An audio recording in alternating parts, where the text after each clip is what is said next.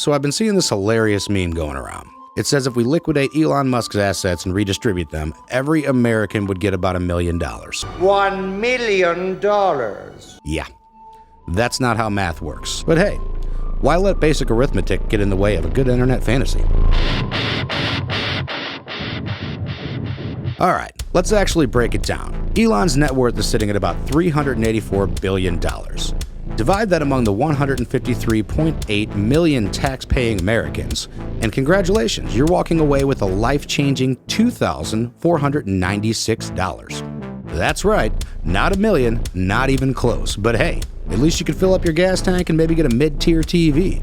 Dreams do come true. Now let's say we do the same thing with Donald Trump's net worth, since he seems to live rent-free in so many heads. Divide his $5.5 billion across taxpayers, and each of us would get a whopping $35.70. You could almost buy 2 dozen eggs with that. Well, unless inflation decides otherwise. But here's the real problem. A lot of people just don't seem to understand how money actually works. They see big numbers, scream unfair, and then suddenly everyone's Karl Marx with a Twitter account. So let's take it up a notch. The top 1% in the US hold around $50 trillion.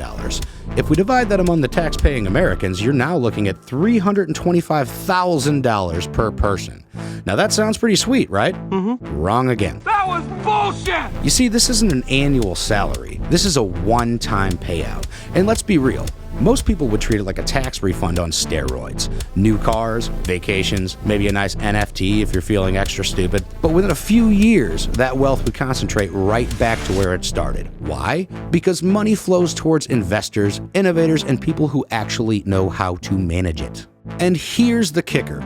Liquidating those assets to hand out these checks would crash financial markets, destroy investment capital, and likely trigger mass layoffs. So congratulations, you got a fat check right before your company went bankrupt.